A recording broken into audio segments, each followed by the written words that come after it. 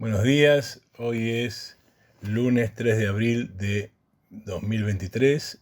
Estamos en el quinto capítulo de La Sarteli por el Mango.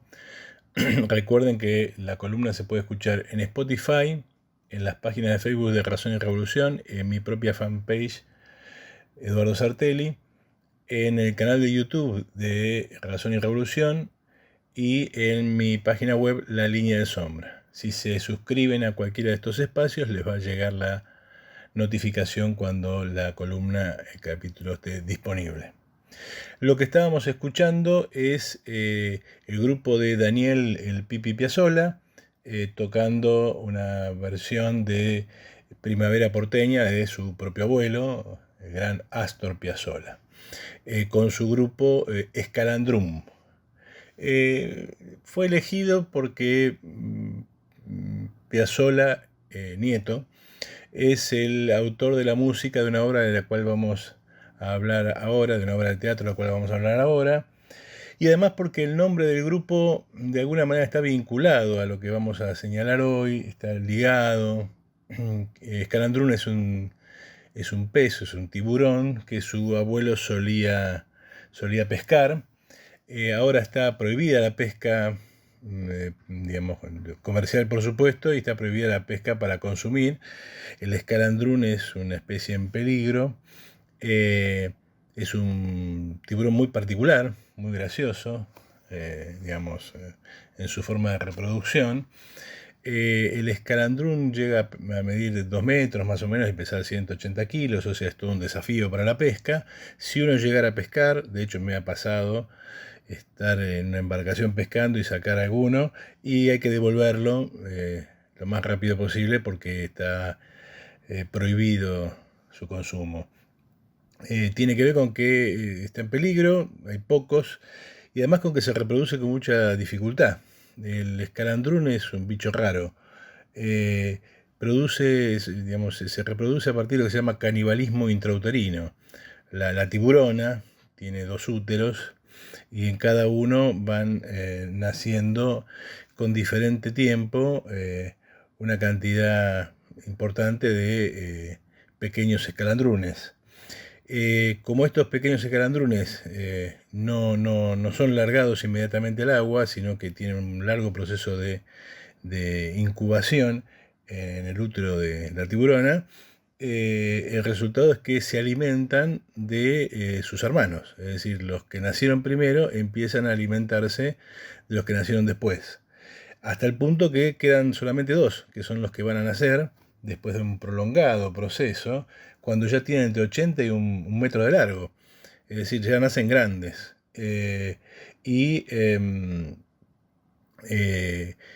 Para reproducirse necesitan llegar a la edad adulta, o sea, recién pueden empezar a reproducirse a los 9, 10 años, viven hasta 40 años más o menos, y por lo tanto, digamos, es un animal que tiene muy poca capacidad reproductiva, ¿no? Por eso, como señalamos, está prohibido el consumo de este animal.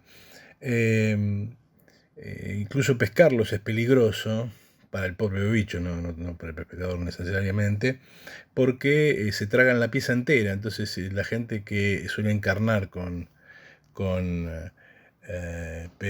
pescados enteros y adentro balanzuelo, lo que suele suceder es que el bicho se traga todo el pescado y rápidamente el anzuelo pasa directamente hasta el estómago, con lo cual sacarle después el anzuelo es una cosa casi imposible, entre otras cosas, porque bueno, hay que arriesgarse a meter algo en las fauces de un bicho que mide 2 metros de largo y tiene unos dientes más que interesantes. Entonces escuchamos, digamos, la Primavera Porteña de Gran Astor Piazzolla en la versión de su nieto, con su grupo, con este nombre tan particular. ¿Qué tiene que ver con lo que vamos a hablar hoy? ¿Y de qué vamos a hablar hoy? Hoy vamos a hablar de la gran renuncia. Alienación, teletrabajo y forma social. Todo esto porque fui a ver una obra de teatro que se llama La Gran Renuncia, que me pareció muy buena y de la que prometí hacer esta columna hoy. Ligado con esto, entonces, como siempre hacemos, recomendamos libros y obras de teatro. En este caso vamos a recomendar películas. Por empezar, el antecedente, La Gran Renuncia, de la obra de teatro de la que hablamos, es una versión libre sobre La Fiaca. La Fiaca es una película muy buena, un clásico del cine argentino, del año 1969, dirigido por Fernando Ayala y protagonizado por Norman Brisky y Norma Aleandro, sobre la base de una obra teatral de Ricardo Telesnik. La Fiaca habla básicamente de alguien que un día descubre que no quiere trabajar más, que se cansó, que tiene fiaca, una lectura existencialista acerca del sentido de la vida y del lugar del trabajo en ese sentido, ¿no? Por el año en el que estamos hablando, 69, se imaginan que está muy influido por la crisis del mundo liberal capitalista, el impacto de mayo del 68 y de las ideologías que rechazaban la disciplina capitalista. En algún momento vamos a hablar más de este episodio cultural. De la misma época, un poco más tardío, del 76, ligado a esto, a los problemas del trabajo y a cómo el trabajo condiciona nuestras vidas y de alguna manera nos obliga, eh, a, nos obliga a hacer cosas que no queremos hacer y a soportar cosas que no queremos soportar, me parece muy buena y por eso recomiendo verla, Juan que reía. Es una película del 76 dirigida por Carlos Galetini, sobre la base de un guión de Oscar Viale, que está protagonizado por Luis Brandoni. Es un tipo que es vendedor, se compra un fitito para trabajar y ascender en el trabajo y se lo roban. Y ahí viene la gran tragedia. Él que se reía, que era una persona relativamente alegre, va a atravesar un calvario. Y entonces también, por supuesto, vamos a recomendar la obra de teatro de la que hablamos, no sin antes señalar que sería bueno, por este asunto de la gran renuncia, por este asunto de abandonar el caminito capitalista, por este asunto de rechazar el trabajo, de rechazar una relación formal con el trabajo, leerse dos libros. Uno, La corrosión del carácter, de Richard Sennett, y otro, La McDonaldización de la sociedad. Los libros de Zygmunt Bauman acerca de lo que es líquido, ¿no? Escribió Tiempos líquidos y a partir de ahí empezó a escribir liquideces de todo tipo, pero que hablan de esto, de un mundo que se fractura, que pierde el sentido, donde no solamente no tenemos ninguna forma de agarrarnos de nada, sino que reproducimos esa inestabilidad emocional en nuevos comportamientos y nuevas formas de vivir que no son precisamente las mejores.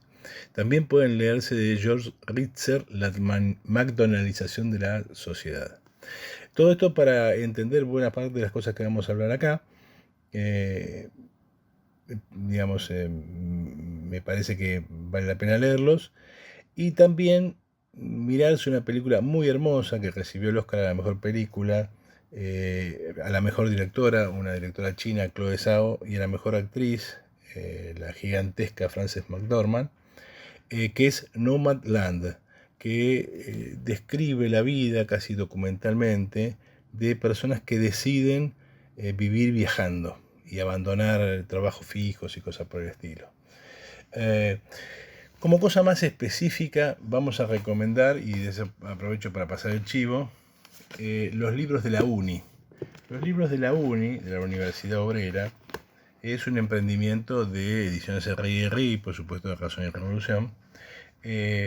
Los libros de la UNI y la biblioteca de la UNI son textos muy cortos que se preguntan por algún tema muy específico y son muy baratos, pueden encontrar temas muy variados, siempre incluso muy útiles para docentes, por ejemplo, el proceso militar por Gonzalo Sanselvino, o qué fue la reforma universitaria de Jonathan Bastida, o el chavismo de Nicolás Grimaldi, Malvinas y la cuestión nacional de Juan Flores, la Asamblea Nacional de Trabajadores de Yanina Arari, qué fue el pacto social, Lisandrelo y Sanselvino, y los que hoy son particularmente interesantes, aparte de otros más, que fue los 70, la pobreza en Argentina, la degradación educativa, los pueden ver en las páginas de la editorial de Ediciones R&R y en las páginas de Razón de Revolución.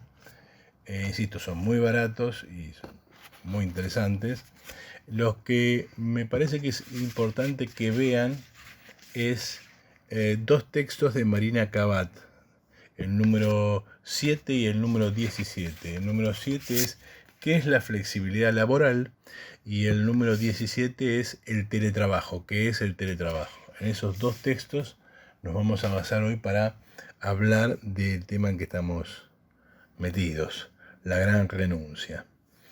Y entonces, ya que estamos, empecemos con el tema. ¿Qué es la gran renuncia? Como les dije, fui a ver una obra de teatro excelente, muy buena, muy graciosa. Es difícil ir al teatro y matarse de risa y realmente en este caso lo consiguen. La gran renuncia es una versión libre de La Fiaca, como dije antes, hecha por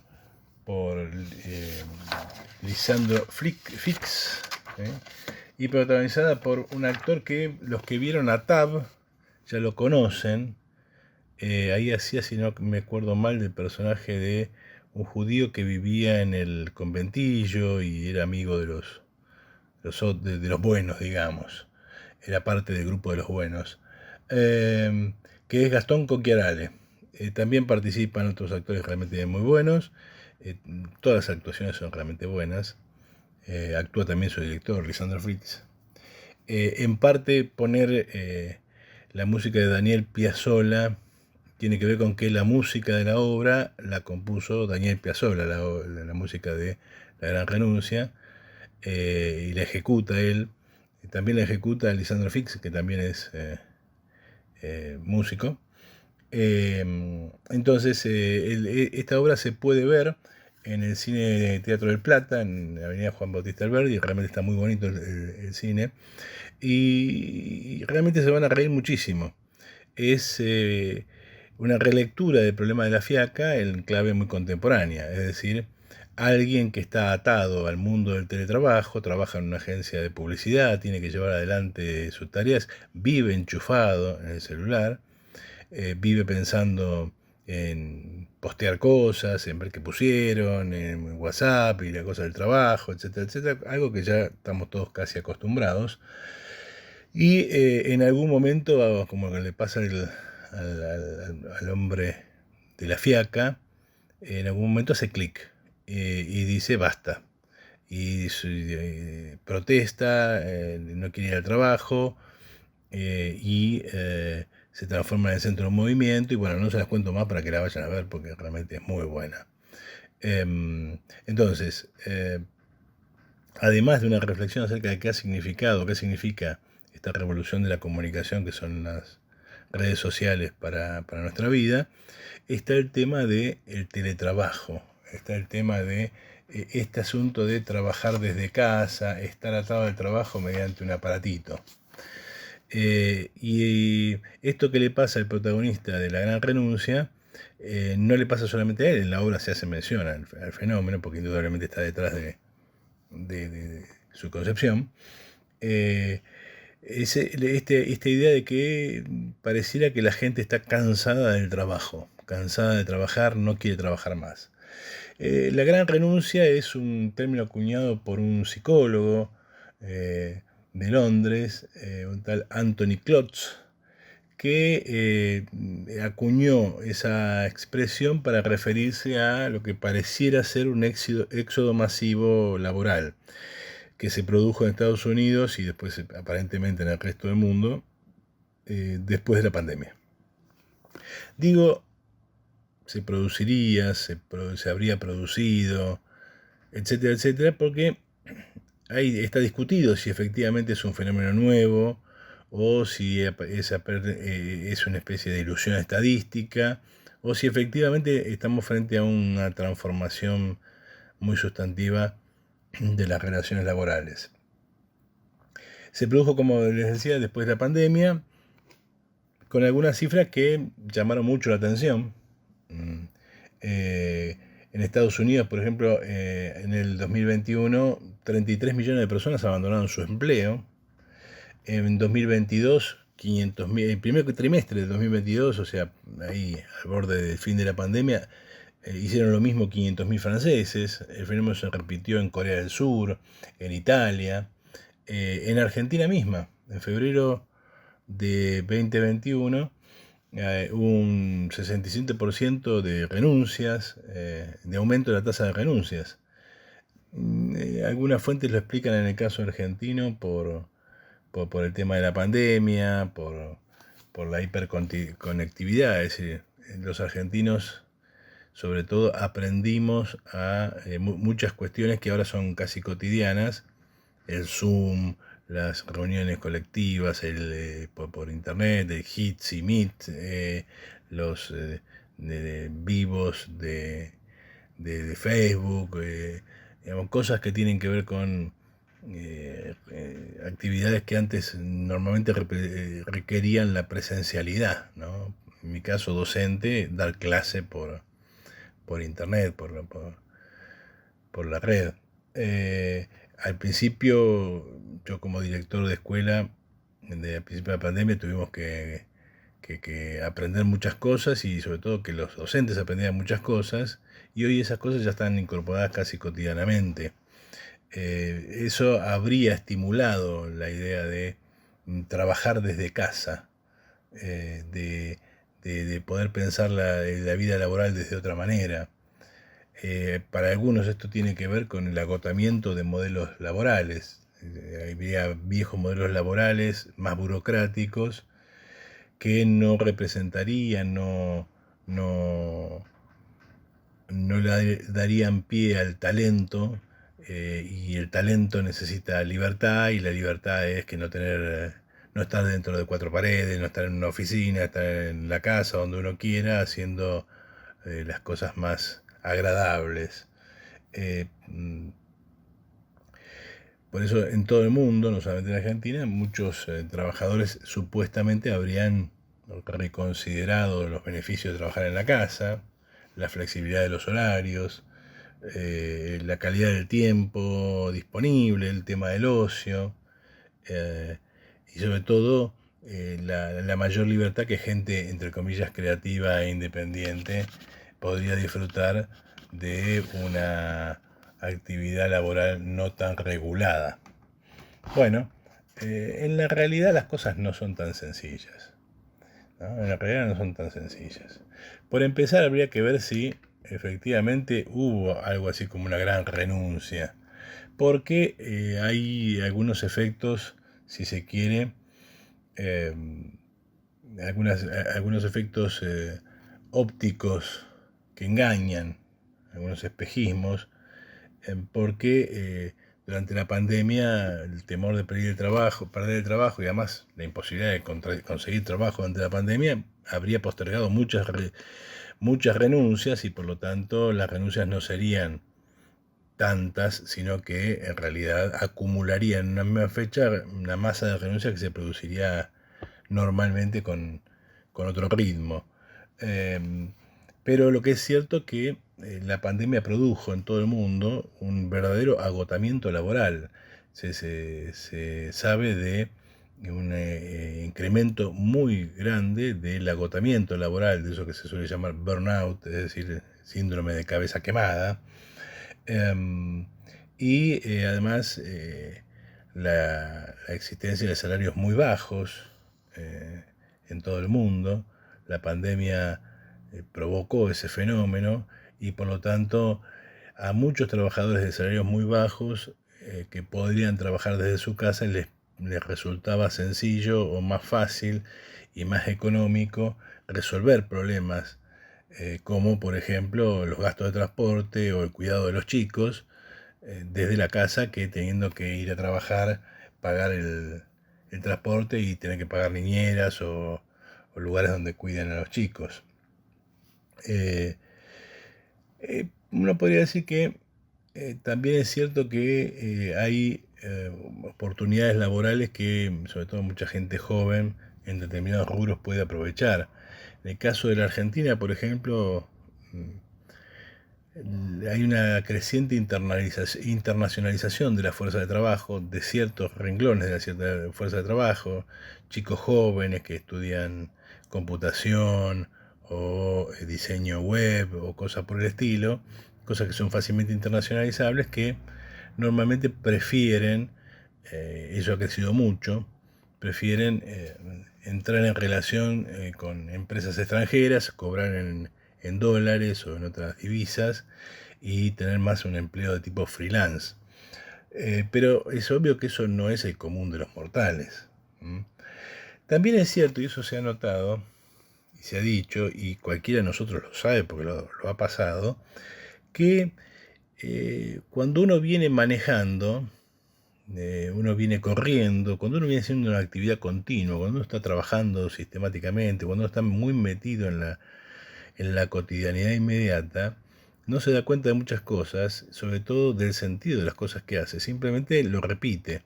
Y esa repetición impide pensar qué es lo que realmente estamos haciendo. La pandemia fue un gran parate, o sea, para la inmensa mayoría del mundo la pandemia fue un gran parate. Fue dejar de hacer lo que se estaba haciendo y meterse en la casa con mayor o menor rigurosidad según el lugar del mundo. La pandemia fue un momento para pensar, un momento obligado para pensar. Es decir, te tenías que quedar en tu casa y pensar, no quedaba otro. Y eso es más o menos lo que le pasa al protagonista de la Fiaca o de La Gran Renuncia. Es decir, en algún momento le hizo clic, se quedó en la casa y dijo: de acá no salgo más, no me quiero ir, no quiero volver al trabajo. La idea de muchos, yo recuerdo que cuando empezó la pandemia, los docentes que trabajaban conmigo y compañeros de trabajo, lo primero que pensamos es: bueno, esto nos viene bárbaro porque es como una especie de vacación extendida para trabajadores que hace varios años, sobre todo en el campo educativo, que es el campo que yo conozco más directamente, pero se puede extender a otras ramas tranquilamente, vienen sintiendo que año a año se trabaja más y se gana menos. Así que cualquier momento en el cual se pueda dejar de trabajar y extender las vacaciones o extender el fin de semana, como esta semana que se viene, gracias a Dios, las Pascuas, y que vamos a disfrutar incluso los que somos ateos, hacer un parate obliga a pensar, y a veces ese obligar a pensar genera angustia, pero también genera ilusión de hacer otra cosa, de irse, de no volver, incluso de pensar cosas disparatadas. El protagonista de La Gran Renuncia piensa que quiere ser profesor de karate y cosas por el estilo. Cuando uno ve testimonios de los protagonistas, de gente que ha renunciado y que es entrevistada por eso, muchos dicen: bueno, abandoné mi trabajo por esto y ahora quiero hacer otra cosa, y las cosas que se les ocurren a veces son delirantes. Pero, por ejemplo, hay una escena muy linda, muy trágica, pero muy linda, de La clase obrera del paraíso, donde el obrero Lulu Massa se corta el dedo, lo mandan a la casa y no está sin nada que hacer, y empieza a recorrer la casa y a mirar las cosas que había comprado para la casa, y que tiene 5 o 6 despertadores y cosas por el estilo, y digamos, tiene la idea se le ocurre la idea de pensar cuánto le ha costado comprar cada una de esas porquerías. Y entonces va diciendo: esto son 2 horas de trabajo, aquello son 3 horas de trabajo. O sea, aplicando la ley del valor trabajo en forma intuitiva, se va dando cuenta de que ha estado trabajando para comprar porquerías. Eso genera una crisis, y es evidente que algo de eso en el fenómeno de la gran renuncia, sea cual sea la magnitud real que tuvo ese fenómeno, que tiene ese fenómeno, hay. Ahora bien, la mayor parte de la cuestión de la llamada gran renuncia está ligada al tema del teletrabajo. Es decir, la posibilidad que se extendió por la pandemia, porque de repente grandes sistemas de comunicación humana tuvieron que ponerse al servicio de comunicar gente que no se podía comunicar en forma directa y por lo tanto produjo una verdadera revolución en ese campo. Y la idea es que mucha gente entendió que el teletrabajo era algo conveniente. Desde el lado laboral, obviamente, digamos, parecía muy bueno el poder quedarse en la casa, manejar los horarios. Por eso recomiendo yo los dos libros de Marina, el de la flexibilización laboral, porque esta estructura laboral de trabajar en la casa y conectarse con determinados horarios cambiantes requiere una transformación jurídica de un viejo sistema de, de contratación laboral, un viejo sistema de mercado de trabajo que se conoce como la relación fordista, según los regulacionistas, o el mundo taylorizado, eso que examina Richard Sennett en la corrección del carácter.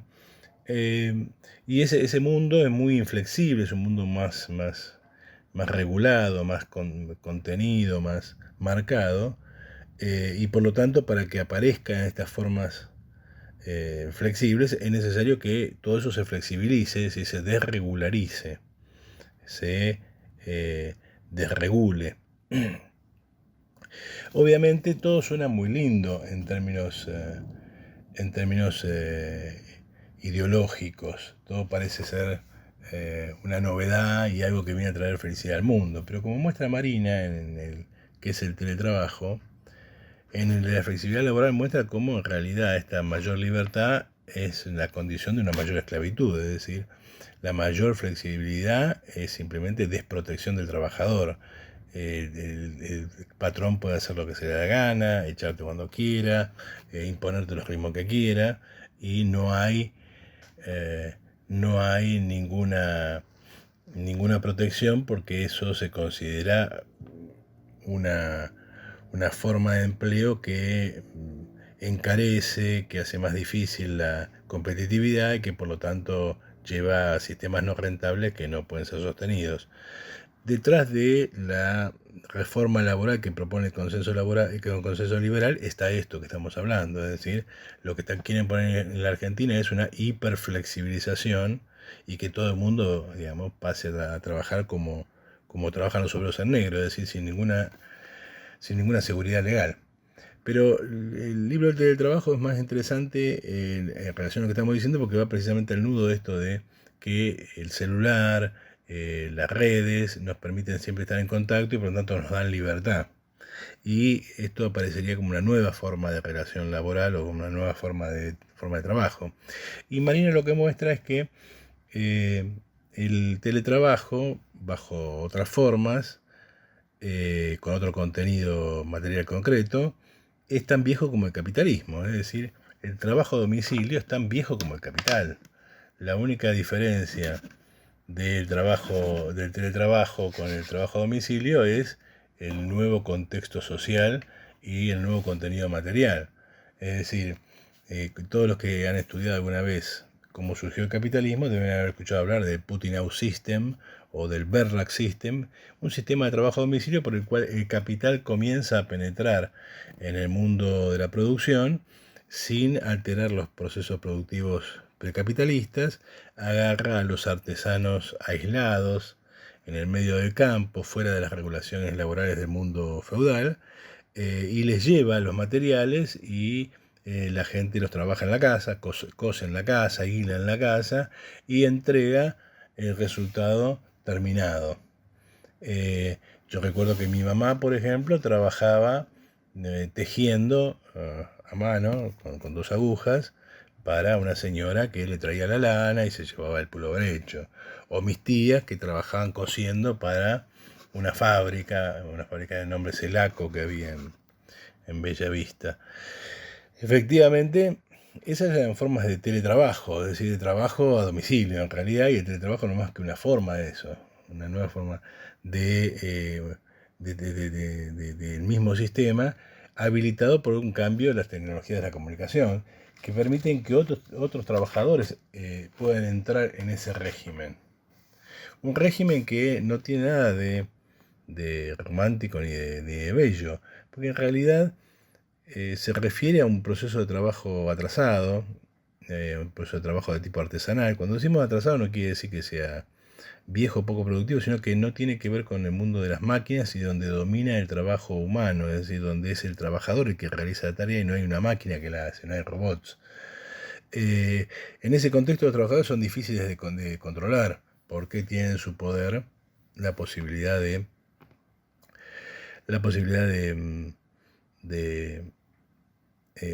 marcar los ritmos, ver cómo se hace, idear formas de ahorrar trabajo, etcétera, etcétera, etcétera. De alguna manera es un trabajo que el patrón no puede controlar, no puede estar encima todo el tiempo, por lo tanto tiene que confiar en el autocontrol de los trabajadores. Para confiar en el autocontrol de los trabajadores no es que simplemente es un hecho de confianza, sino que hay formas. Y una de esas formas es el trabajo de estajo, o sea, te pago tanto por tanta cantidad. Y por lo tanto, si vos querés tener un mayor ingreso, vas necesariamente a trabajar más. Por eso muchas veces se habla de este tipo de trabajo como de autoexplotación o de autocontrol. Es decir, el propio obrero se pone su propio límite porque el propio obrero es el que va a controlar digamos, su producción, porque es lo que le conviene. O sea, el trabajo de estajo normalmente está muy asociado al trabajo a domicilio. Entonces, el patrón se ahorra el control. Directamente el control lo hace el propio obrero. Entonces, la otra ventaja para el patrón, que normalmente se olvida cuando se habla de estas cosas, es el hecho de que el patrón transforma el espacio familiar en un espacio de trabajo. O sea, la casa del trabajador es la oficina y es el taller.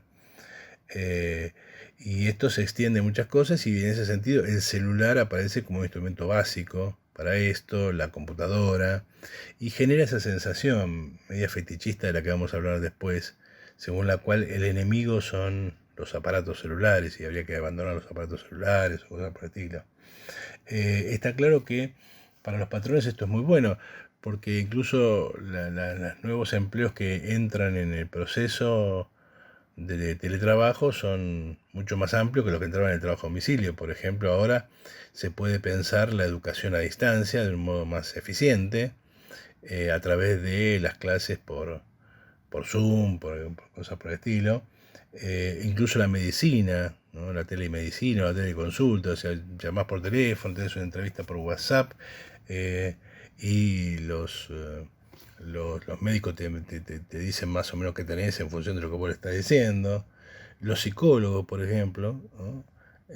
Basta con que le deposites y después charlas con ellos por la computadora y ya está. Lo que antes era un contacto más humano ahora se transforma de esa manera una cosa bastante más despersonalizada. Lo mismo pasa con el tema de educación. Hay un proceso de degradación de la educación en la creencia de que el alumno no necesita estar en contacto directo con su maestro. Es obvio que todo esto del teletrabajo es el resultado de un proceso tecnológico que habilita masas gigantescas de trabajadores a ser explotados de una manera más eficiente, con menos gastos, con menos inversión de capital y por lo tanto todo esto detrás de la supuesta independencia y libertad lo que hay es un gigantesco aumento de la tasa de explotación. Por eso cuando uno dice teletrabajo, la idea de que hay una liberación del trabajador en realidad se corresponde con su inverso, es decir, más que una liberación hay un aumento de la alienación del trabajo. La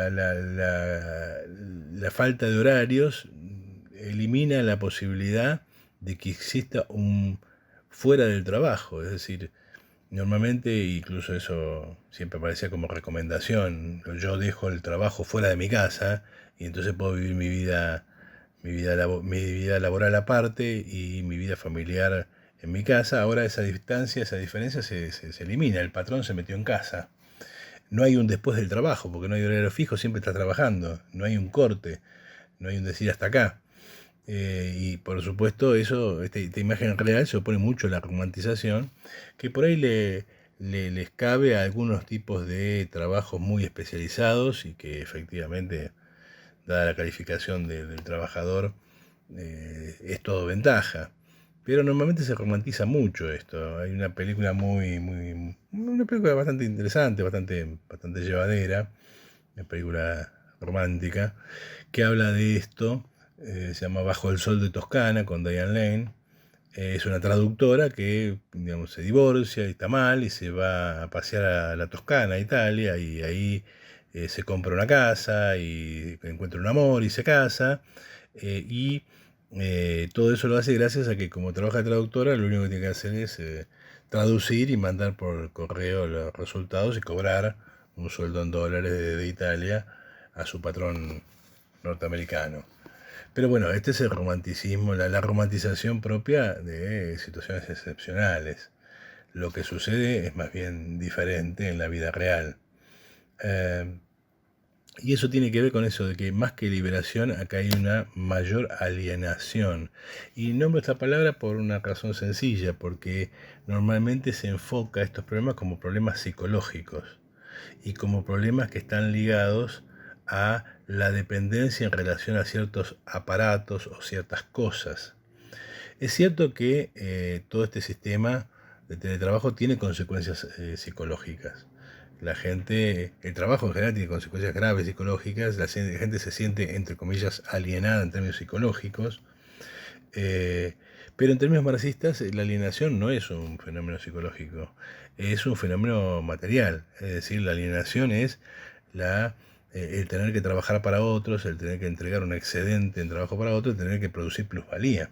Y los teletrabajadores producen plusvalía como cualquiera, bajo la forma eh, de cooperación simple y bajo la forma de trabajo a destajo, normalmente.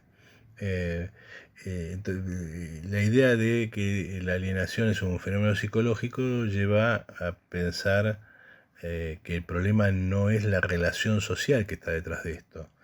Y eso lleva al fetichismo. El problema no es el celular, como en su momento Cortázar hacía más o menos lo mismo con el reloj. En un relato de Cortázar, cuando te regalan el reloj, dice, en realidad no te han dado más que una cadena, porque el reloj es lo que marca el tiempo de la disciplina, etcétera, etcétera, etcétera. Pero en realidad no es el reloj, como tampoco es el celular, o como tampoco son las redes sociales. Lo que está detrás de esto no es la tiranía del celular, sino la tiranía del capital.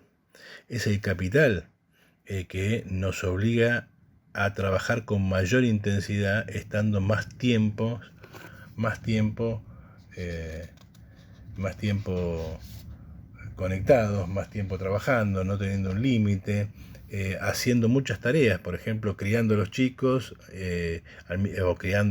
o cuidando familiares, al mismo tiempo que se trabaja. Es decir, hay una multiplicación de tareas que en realidad no expresa ninguna liberación, sino una mayor explotación todavía.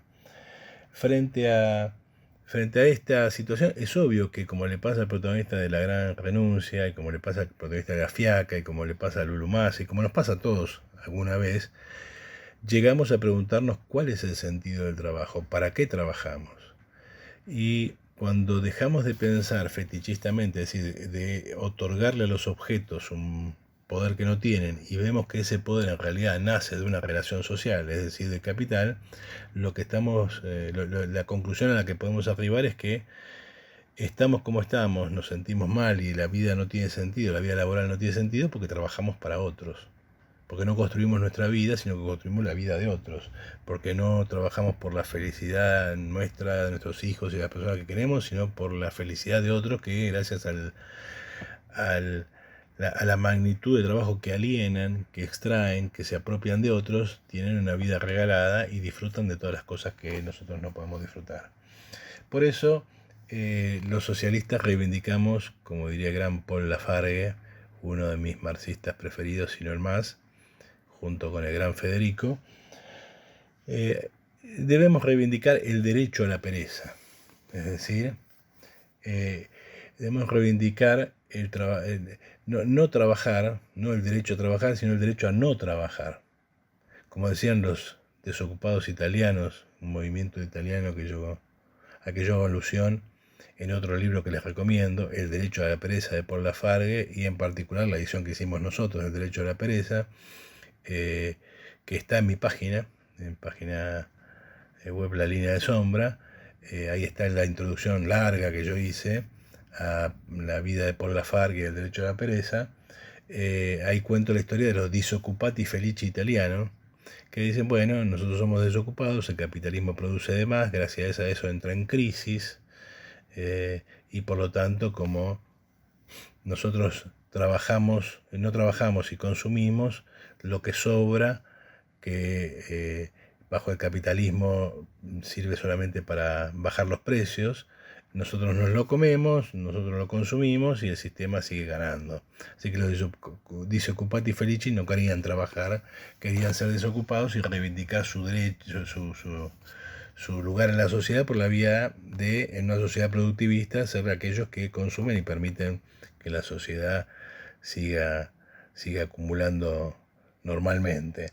Bueno, los disoccupati felici, personajes simpáticos, forman parte de una larga prosapia de gente que rechaza el trabajo. Piensen en Thoreau y Walden, piensen en todos aquellos que han dicho, como Bob Black, que el trabajo es una perdición. Piensen en Homero Simpson, por ejemplo, y van a ver qué significa que cuando los socialistas decimos que no se trata de que todos tengamos trabajo, sino de no trabajar. ¿Y esa posibilidad es real? Sí. La tecnología aumenta la productividad del trabajo. El aumento de la productividad del trabajo puede resultar en menos trabajadores trabajando, y por lo tanto menos salarios pagados, más desocupados muertos de hambre y más ganancias para el capitalismo. O puede resultar también en otra cosa, más obreros trabajando, o la misma cantidad de obreros trabajando, menos horas, más tiempo libre.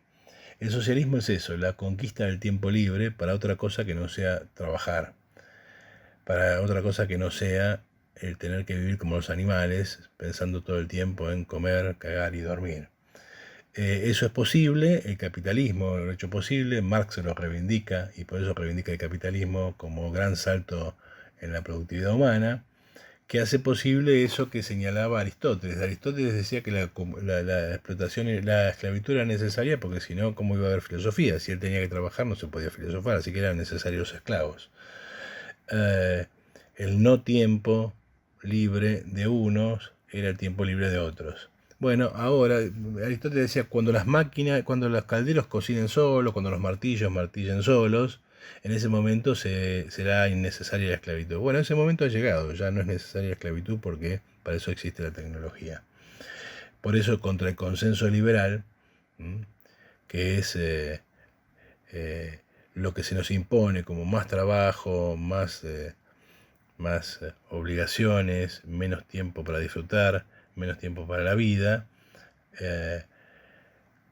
contra el consenso liberal lo que hay que hacer es reivindicar la verdadera gran renuncia, pero la verdadera gran renuncia no es quedarse en la casa y no aceptar algo que estamos obligados a aceptar porque si no, no comemos, porque en eso consiste el capital. El capital es una gigantesca máquina de obligar a la gente a trabajar a través del látigo de la necesidad. Así que la rebeldía individual no sirve. La verdadera gran renuncia es la abolición del capital, es la revolución social, es el socialismo.